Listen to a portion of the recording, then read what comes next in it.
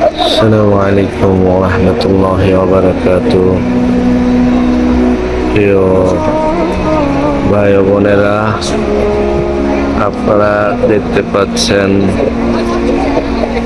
কাবার সামনে, কাবা শরীফের পাশেই পৃথিবীর শ্রেষ্ঠতম স্থান কাবা, বাইতুল্লাহর সাইডে যে সাফা এবং মারওয়া পাহাড় আছে, সেই সাফা মারওয়া পাহাড়ের সাই করতে হয়।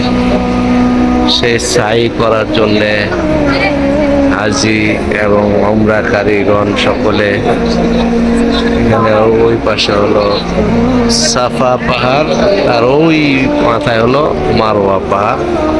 এই সাফা এবং মারওয়া সাই করতেছেন, ওই যে হাজি সাহেবানরা সাই করতেছেন। গতকালকে আমরা করেছি এখানে সাই। সকল হজকারীদের জন্য সাই করা আবশ্যকীয়। ওমরাকারীদের জন্য ওমরা করতে হলে বাইতুল্লাহ শরীফের যে তওয়াফ 7 চক্কর তওয়াফ করার পর 2 রাকাত নামাজ পড়ে তারপরে সাই করতে হয়, সাফা মারওয়া সাই। সেটাই গেট নাম্বার 14 এবং নবী গেট, অর্থাৎ বাবুন নবী,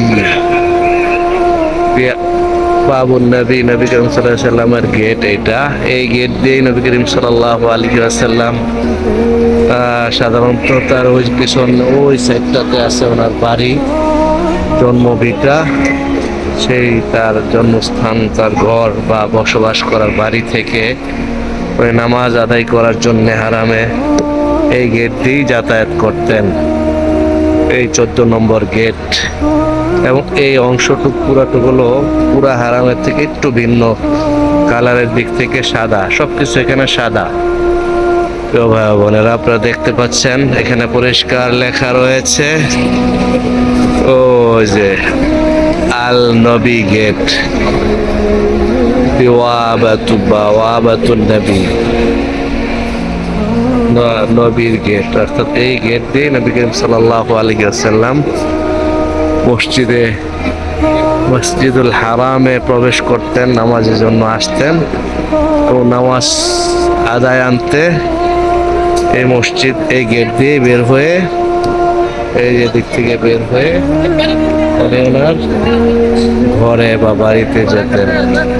যার কারণে এই গেটের নাম হলো গেটুন নবী, আর নবী করিম সাল্লাল্লাহু আলাইহি ওয়াসাল্লামের গেট।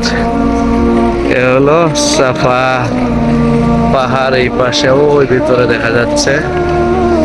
আর এই সোজা ওদিকে গেলে ওই মাথায় হলো মারওয়া পাহাড়।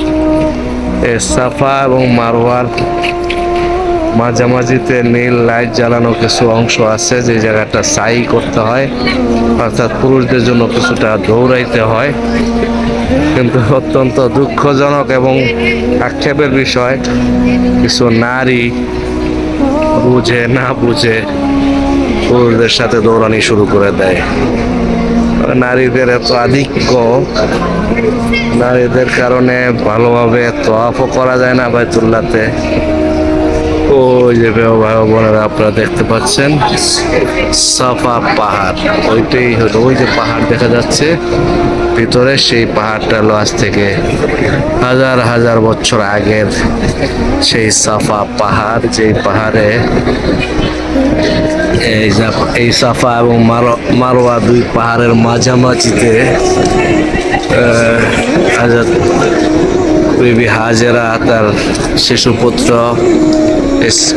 ইসমাইলকে প্রসব করার পর, জন্ম দেওয়ার পর ছুটাছুটি করেছিলেন পানির জন্যে। এই সেই সাফা পাহাড়। আর এখান থেকে অনেকখানি দূরে ওই পাশে হলো মারওয়া পাহাড়। এই দুই পাহাড়ে দৌড়াইতে হয় এবং যে জায়গাটাতে বিবি হাজেরা দৌড়াইছিলেন, ওই জায়গাটাতে আজও পর্যন্ত হাজী সাহেবদের দৌড়াইতে হয়। সাই হবে এই হলো সাফা মারওয়া, এলো গেট। এখান থেকে বের হন, এখান থেকে ওই ভিতরে হলো কাবা, বাইতুল্লাহ। ভাইয়েরা, বোনেরা, সারা বিশ্বের যারা আছেন, যারা দেখছেন, যারা ইতিমধ্যে আসতে পেরেছেন, এসেছিলেন, তারা অবশ্যই খুশনসিব সৌভাগ্যবান। যারা এখনো আসতে পারেননি, আল্লাহ পাক যেন সবাইকে আসার মতো তৌফিক দান করেন, এই দোয়া এবং এই কামনা করছি। এই সাফা মারওয়ার পূর্ণ পবিত্রতম এবং ঐতিহাসিক স্থান থেকে, হারাম শরীফের ভিতর থেকে, কাবার পাশ থেকে আল্লাহ পাক সবাইকে কবুল করুন, আমিন। আসসালামু আলাইকুম ওয়া রাহমাতুল্লাহি ওয়া বারাকাতুহু।